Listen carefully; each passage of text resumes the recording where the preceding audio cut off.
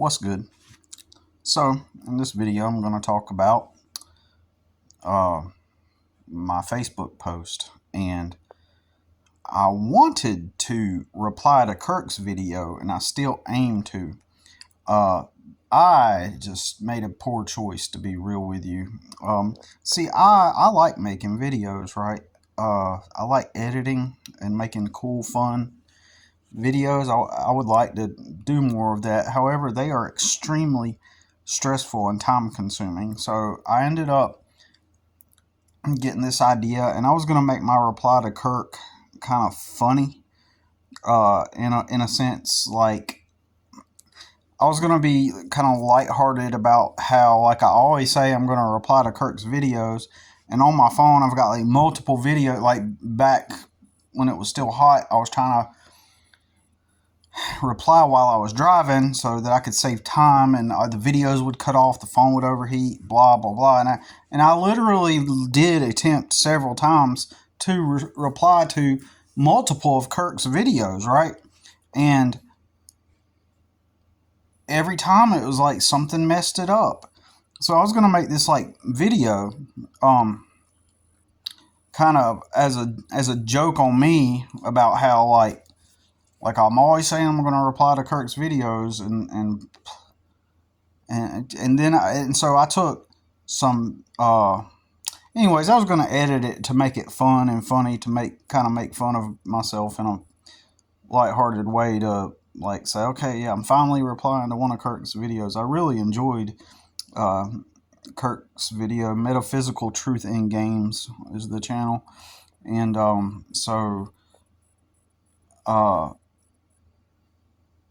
yeah. What ended up happening is I wanted to do like an intro, right? And it was 9 o'clock, 8 p.m. And I ended up for like about 40 minutes trying to find the right intro. I found one that I really liked, and that's what sparked the muse, and I was going to use it because I thought it was copyright royalty free.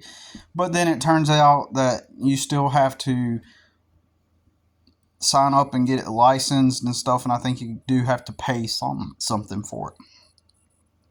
And it kind of disappointed me. So that set me on this course of attempting to look for the right intro music that kind of fit the theme of how I wanted to make the video entertaining and humorous.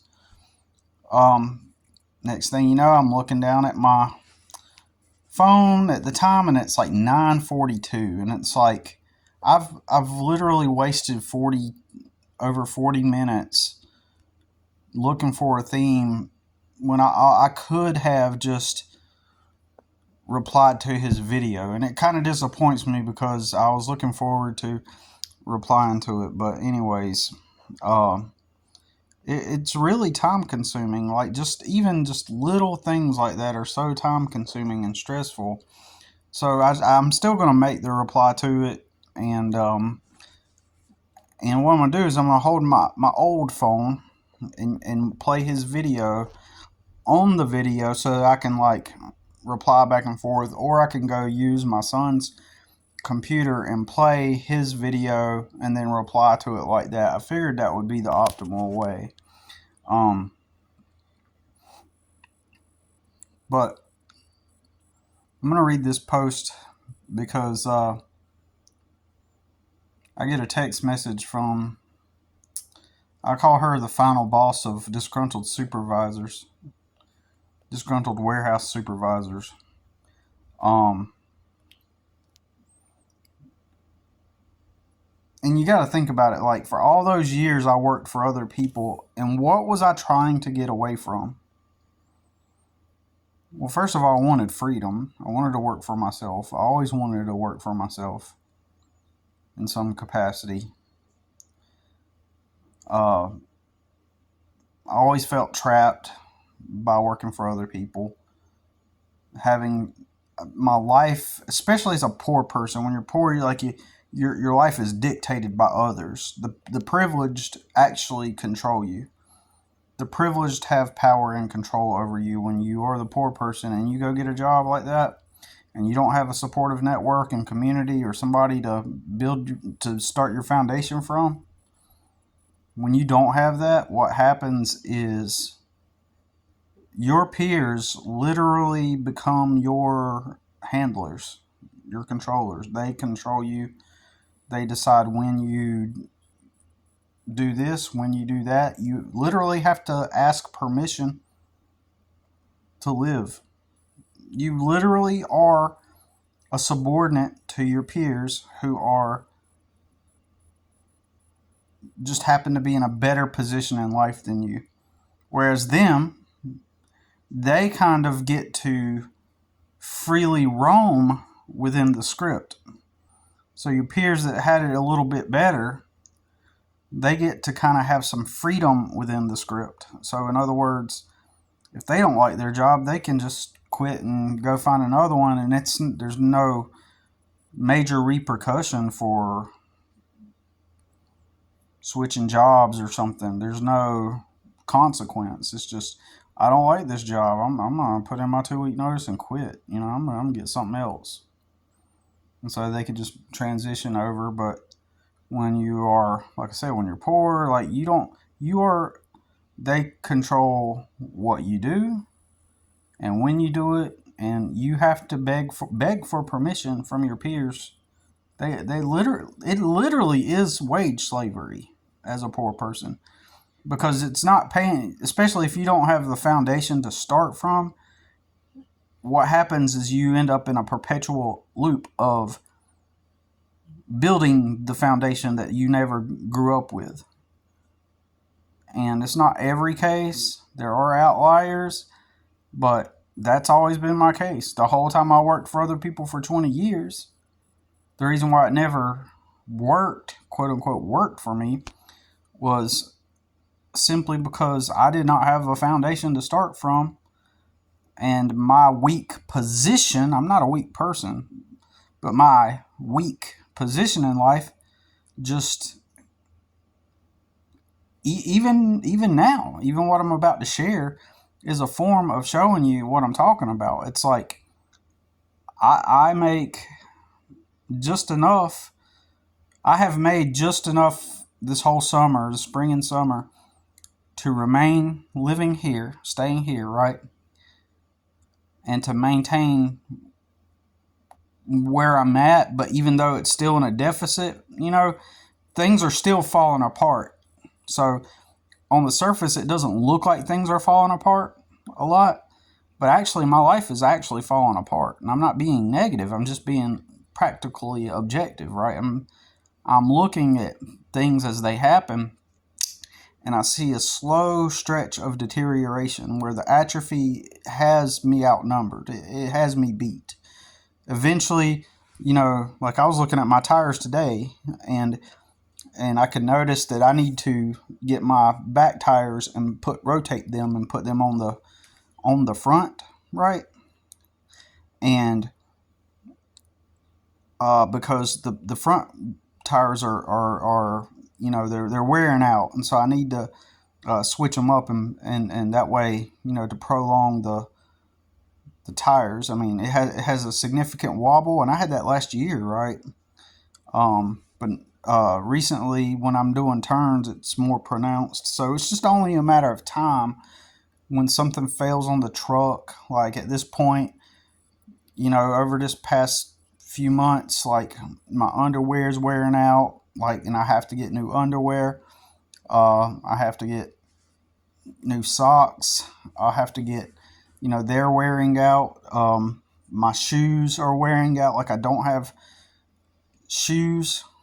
Like they're wearing out. My boots and my shoes are wearing out. Like I got some boots on now and some shoes, and they're just falling apart. And it's like, and many people will say, well, that's just the small things. No, this is part of life, like normal part of life. But what I'm saying is everything wears out faster than my ability to earn the income in order to keep up. So slowly everything is falling apart, right? It's just me being out there working the way I do helps to prolong that. My day is coming. The day is, unless something drastically changes, the day where my truck breaks down or like, everything gets to a point to where it's past the point of me being able to maintain what I'm maintaining now. Like that day is coming, because it's just not enough income unless I get lucky. I'm doing a quote for a job, and I don't want to. I'm guessing it might be like $1,000 job, but I won't get $1,000. Like part of that $1,000, or it might be $1,500. Just off the top of my head, I'm still working on the quote, because I got to go down to the nursery and check out some plants and stuff and see what kind of plants I can plant on that property. But it needs 4 bushes planted, but it needs like mulch installed, it needs pine needles removed, it needs weeds removed, and other volunteers. It needs roses trimmed. So it's kind of a small, it's a medium job. It's a medium small job, right? It might be $1,500. I'm just guessing off the top of my head. So I might pocket $700 or $800 from the job. I don't know, but that would be a decent help. Even though once I make that $700 or $800, like immediately, what's it going to go to, right? What's that money going to go to? It's gonna, when I get these jobs where I land like a small chunk like that. Usually, what I'm doing is at that point I'm playing catch up. I assess like I'll stretch out my underwear, for example. I'll down to my last few pairs and have to keep washing them until they're full of holes, just like my pants that I shared the other day. They were full of holes and dirty, and right now I have my new pair of pants I got from Walmart, and I'm going to wear these out too. And I thought about it, like I did not realize that I could get pants I don't buy pants, so I don't buy pants often to the point to where I don't even know how much pants cost, if that makes sense. And when I bought these pants, and actually, I believe my mother bought me my last pair of new pants. Before that, once I see my pants were running low, I would just go to Goodwill. And when I would go to Goodwill, I would, buy a pair for like $7, and then they'll last me a couple months, and then I'd go back to Goodwill, and buy another pair, last me several months. And I did not realize that at Walmart you can get a pair of pants for like $14, right? I did not realize that. In my head, I'm always thinking that they cost $38 or something like that. And so when I got this pair of pants, I found like the only one that would fit me on the shelf that day. I could only afford that day one pair of pants for $14. So anyways, everything's slowly deteriorating. And I know what I was trying to explain to somebody, probably in this post I'm about to read, I think I may or may not, but is that when you go to work for somebody else, it consumes all of your time. You lose the flexibility. What's keeping me ahead is not my income as much as the flexibility that I have.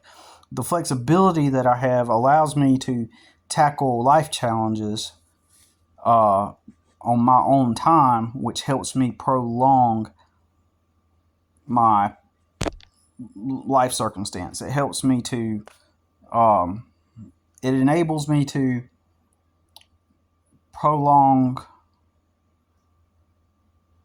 my ability to sustain, right? Whereas if I'm stuck, like for example, if I go to a warehouse and get a Monday through Friday job, 8 to 5, that's what I'm used to. Or I've heard that people actually do work actual 9 to 5s, right? Where they work actual 8 hours.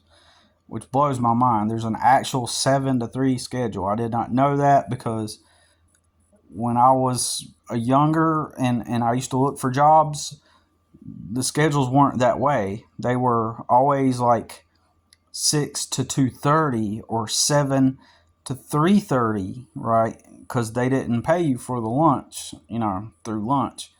But people are saying, so I'm guessing what companies had to realize was that people were fed up of being just physically being there for the, and even in the back in the day, some warehouses, because they could get away with it, they would not pay you for the other two 15-minute breaks. So you would have your 30-minute, you'd have your hour lunch at these jobs. I'm serious. So you go in at 7, take your 15-minute break, 7 a.m., take your 15-minute break at 10 o'clock.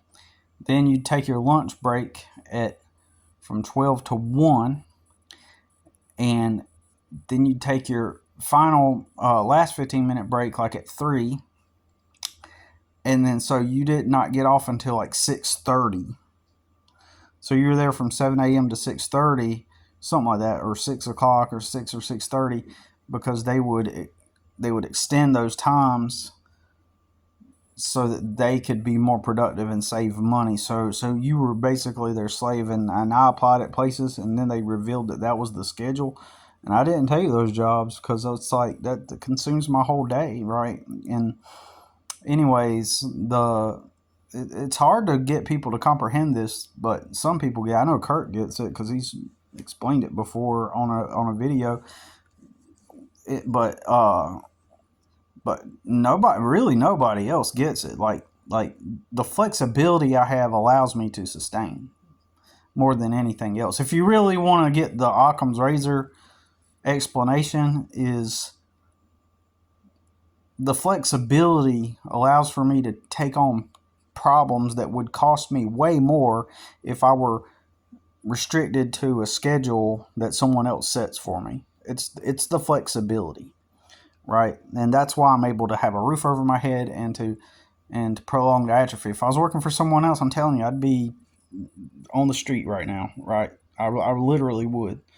And I don't know how to put that into words or explain it in a way where people can understand that, because most people think, well, if you were at a warehouse, you'd be getting a weekly check, and then when things come up, you just take care of it after work and blah, blah, blah, blah, blah, blah, blah.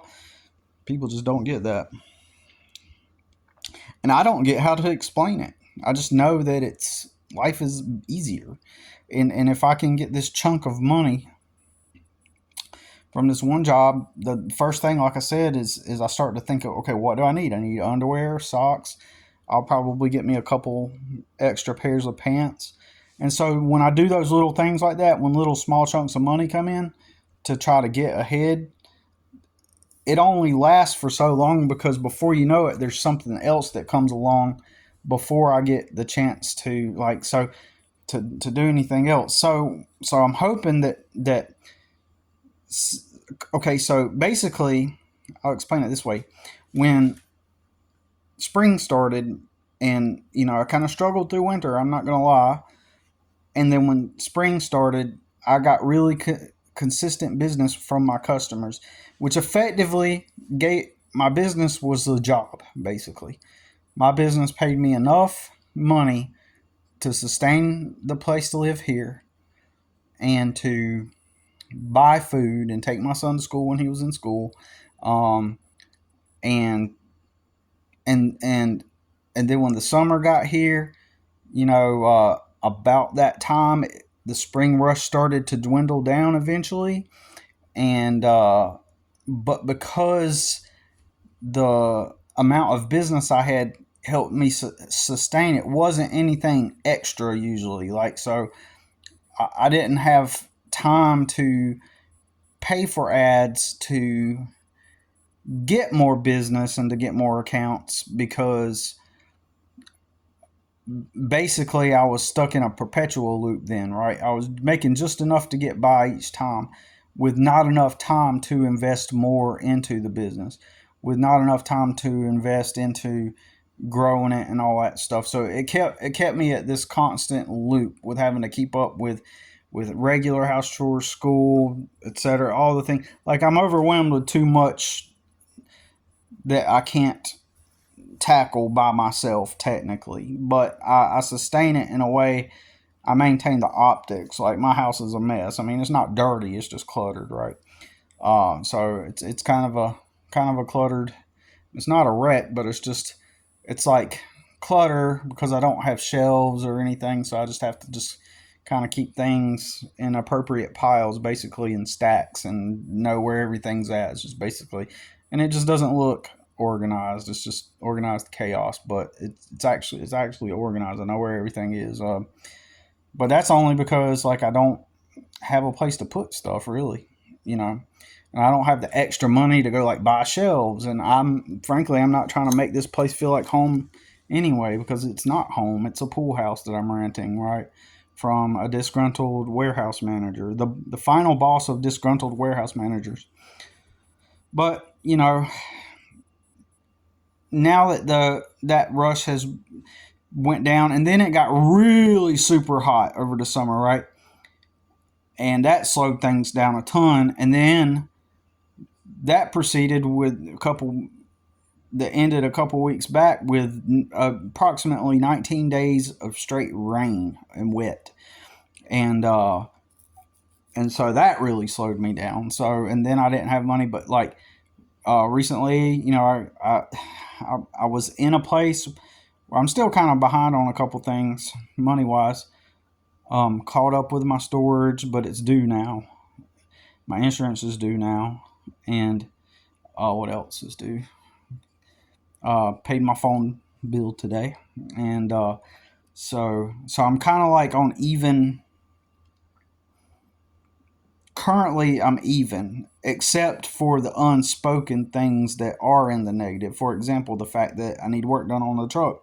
I'm not having to pay it right now, but that's still in the negative, right? That still technically puts me in the negative because it needs to get done. It's an issue that's going to pop up unless I can have the ability to take it on as soon as I get the money. So, for example, I might go do this job and decide that, well, I'm going to use this money from this job to get my truck fixed. Then I'll be back at ground zero again. Always constant, continual loop.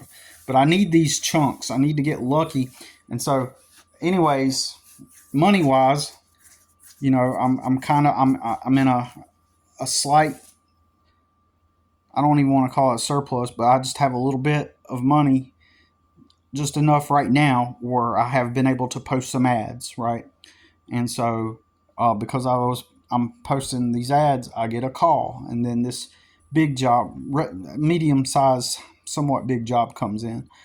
So I'm hoping that he'll hire me to do the job, and then after he pays me, and he's one of those people that up front he's like, "Don't worry about how much money," And then, oh man, I may have actually gotten really lucky because, um, in the neighborhood, it says on the front of the sign, it says, basically, it's a regular neighborhood with regular houses, but it's like the neighborhood itself is focused on senior living. So it's a bunch of old people. It's the perfect demographic, the perfect neighborhood to have discovered.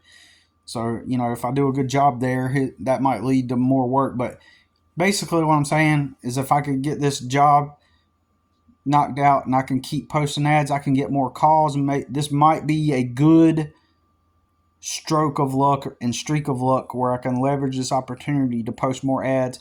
And so let's say that I'll walk away with $700 or $800 from this job, right? At the end of it, and meanwhile I'm posting ads as I'm doing this job, and I'm getting all my ads filled up, and people are responding. Maybe it could be the actual jump start that I need, so I could get lucky. So, and then maybe I'll land somebody else will respond to an ad and say, "Well, I need this done to my house," because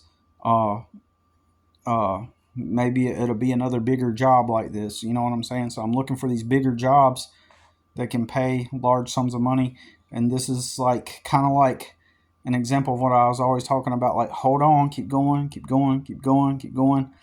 And when you're in a position where you can begin to leverage, like recently when I had a little bit of extra money, if you want to call it that, I started immediately posting ads. When I found the opportunity to finally take some money to put it aside to start posting ads, when that opportunity came up, I started doing it. And what's the first thing that happened? A guy calls me, I go up there, and I potentially have a higher paying job than my regular customers who pay an hourly rate that's not too much, right? So, and so perhaps I can springboard from this moment and this opportunity and be able to, you know, drum up business. And this could quickly potentially lead me to several other jobs.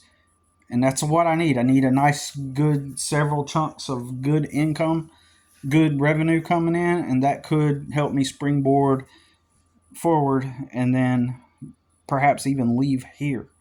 So wish me luck on that. But anyways, I'm going to get into this. I'll try to come back on that if I remember any other points on the matter.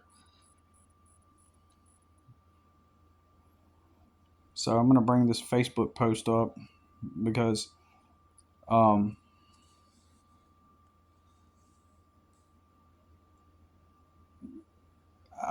you know, spiritually, all them years working for other people, and you know, all them years working for other people, and it was my sole focus to get freedom. And one of the things I realized at an early age when I first started working was that warehouses, like all these jobs, restaurants, it doesn't matter what it is, especially entry level, it's nothing but disgruntled people. And then there's the disgruntled warehouse manager that I always talk about. And what would fate be? What would the fate be that I would end up so anomalous, right? It's so anomalous. What would be the odds that the person that would rent me their house is a disgruntled warehouse manager, right? And not just that, one of the final bosses. And when I say final boss, I mean like she exhibits all of the signs plus some, and it's so exaggerated. It's so anomalous, like it's like a parody. It's like a character, right? So what are the odds of, you know, when you look at reality as a whole, like what are the odds that I would end up with somebody I'm renting from, somebody and somebody that helped me, right? That it would be not just a disgruntled warehouse manager, but like someone who is like totally like one of the worst that you could ever encounter, right? What are the odds? Especially since my main chief aim in life was to get away from that. Well, you know, see how anomalous that's another thing I'm talking about when I experience these fluke anomalous situations. What are the odds? Who else is experiencing stuff like that? Who else's brother went viral? And not just that their family member went viral, but that family member also is it could have been like a good family member. It could have been someone that has good morals, good work ethic, good qualities. But what are the odds that the person that does go viral would not only be like a horrible human being, but they're also, it lands them in a position of social power within your social spheres. Now suddenly the person that should have the least power suddenly has it, and they have it over you. You know, and what are the odds? You know, what are the odds that everybody you know that were poor like you end up not having to work jobs? Nobody ends up having to work jobs, and yet they end up in decent homes and in decent financial situations, but they never worked jobs. Maybe a couple of them, a few of them worked some jobs, you know, while they were still, not in that position. Maybe a couple of them, but the vast majority of them end up with, under fluke anomalous circumstances, end up marrying someone who has a family that has a ton of money, or they have a business. And like, one of my good buddies, I mean, he's a good buddy of mine. He poor, just like me, so he inherits the business. Like, what are the odds of all these things happening? It's almost like, everything that has transpired is a response to my, going meta here. Everything is a response to the energy I put out. And just like how Rudy is talking about, how in one of his videos, about how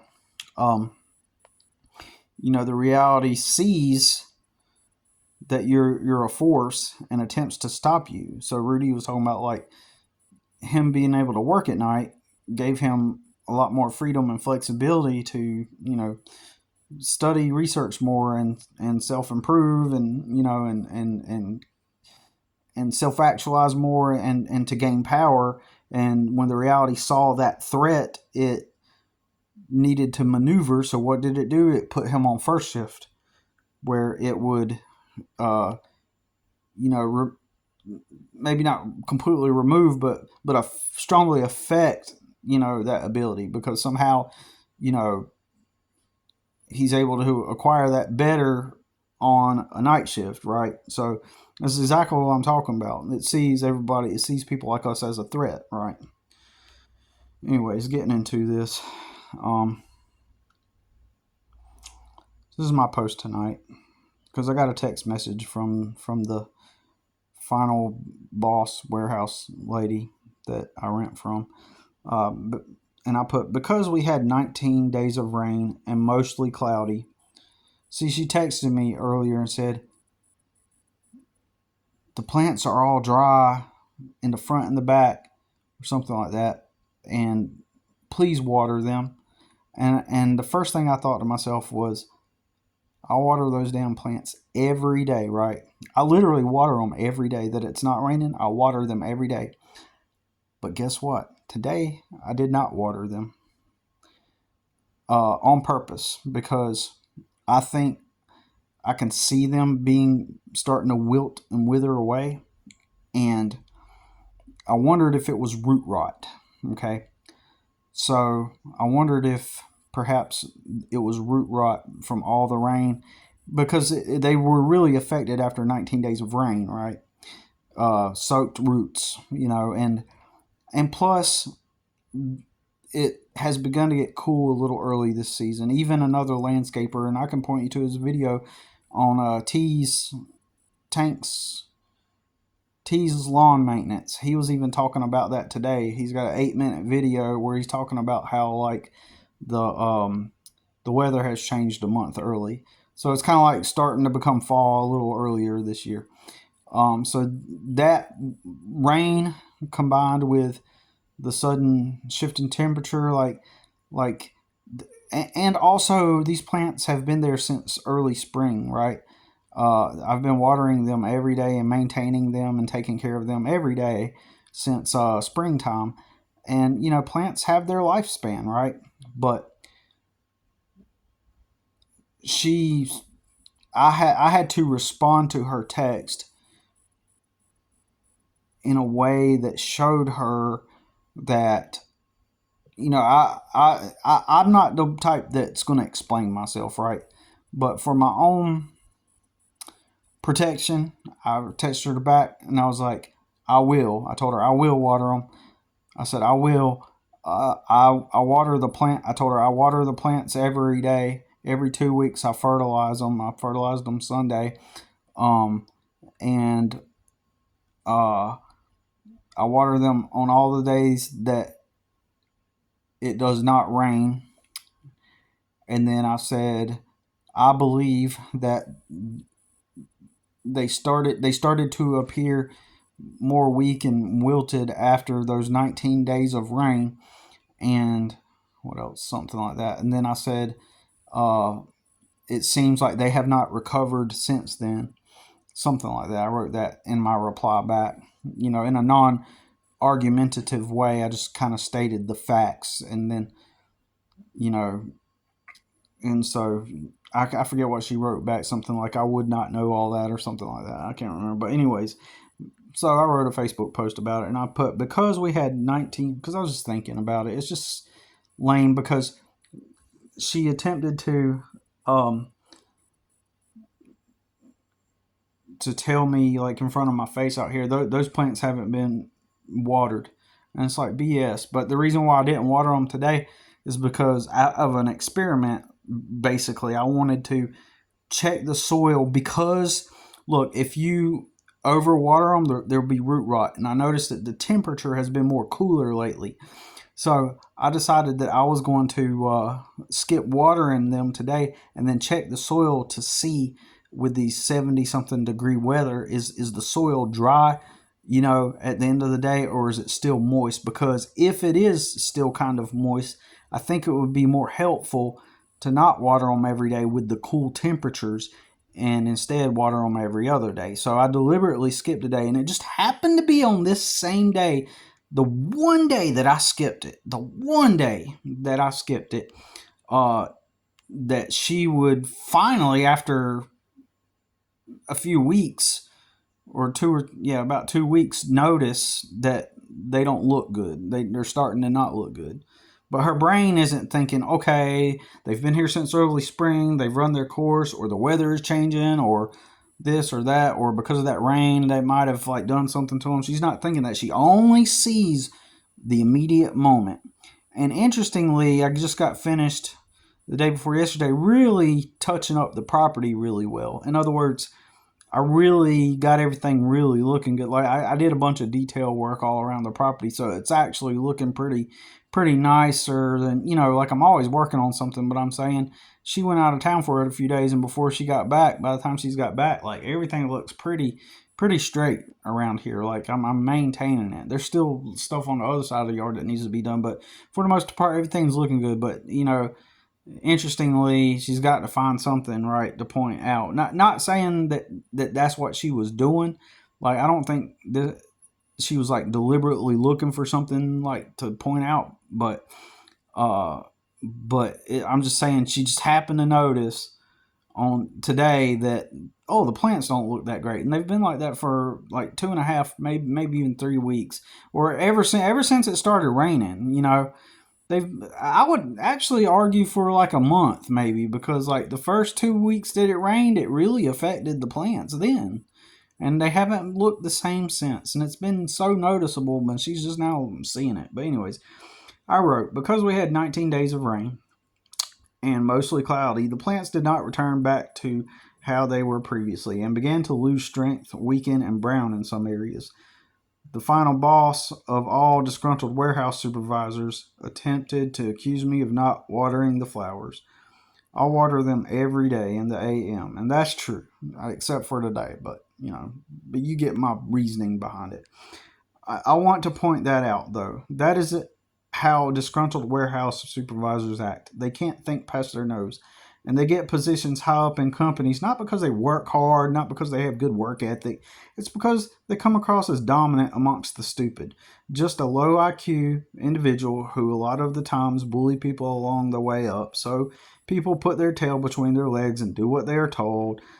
Like the good, obedient little wage slaves they are. Clock in, do what you're told.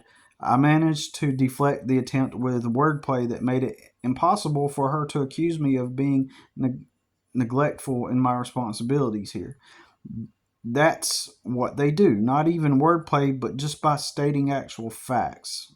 In other words, because I wrote that I used wordplay, but all I did was really state facts. I do water the plants every day. I told her, like the rain, because she was like, they're bone dry, and it just again, it just happened to be today, right? Weird, anomalous. The rain affected the plants, plus the early fall weather combined. Plants run their course. But since she is a disgruntled warehouse manager, she can't think past what is in front of her. Weakened or wilted plants just mean they are not getting in her brain anyway, weakened or wilted plants just mean they are not getting watered. Just the immediate optics and rationale based on her inability to think laterally.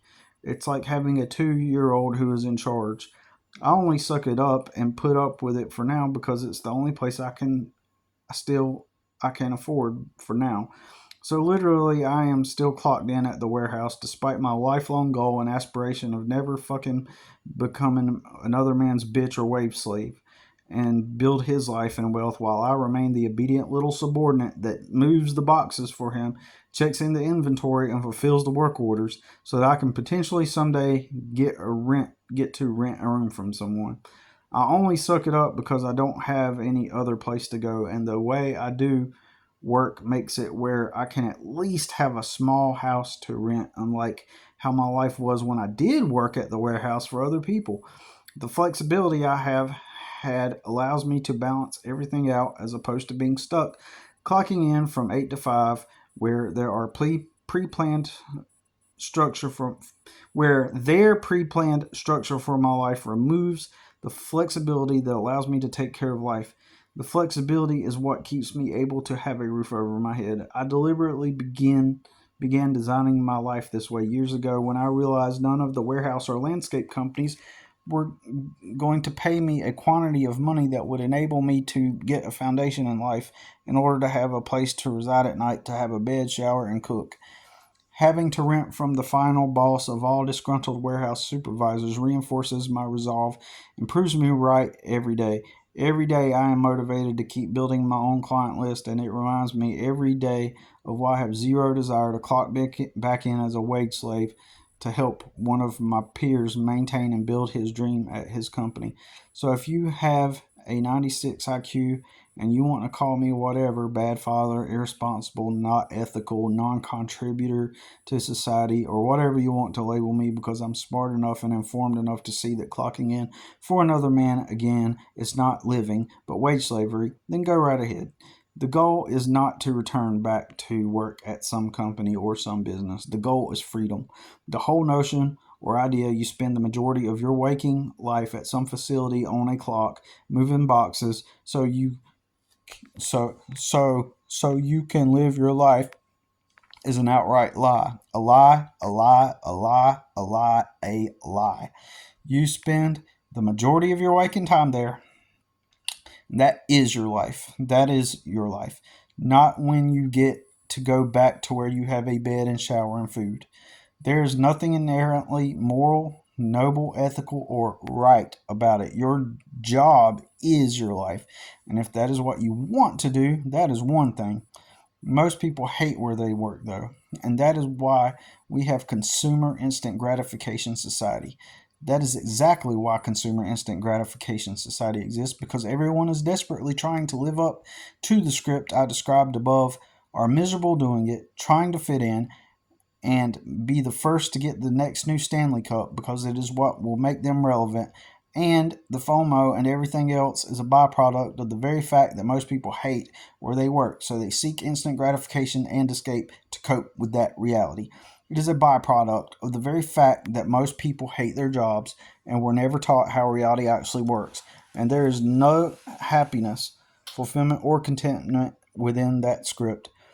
It reinforces and strengthens my resolve to continue working for myself until I die. I know if I were someone else talking about how I suck it up to some disgruntled warehouse manager to keep a roof over my son's head, they would be met with praise for their sacrifice. But I'm Billy, so I will be treated and seen as weak because I don't choose that path. And if that would improve my life, and that it would improve my life when it won't.